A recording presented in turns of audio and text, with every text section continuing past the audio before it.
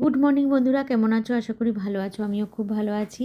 খুব ভালো আছি বলবো না বন্ধুরা, কালকে রাত থেকে শরীরটা একদম বেশি ভালো না, কিন্তু একলা থাকলে হয়তো উঠতাম না, আমি কিছুই করতাম না, কিন্তু সবার জন্য করতেই হবে। দেখো, অল্প করে ফ্রাইড রাইস করে ফেলেছি, একটু আটা মেখেছি, বেগুন ভাজা করব, আর আলাদা করে ডিম সেদ্ধ করে নিয়েছি। তো আমাদের তো সবার, আর এদিকে দেখো ডালও বসিয়ে দিয়েছি।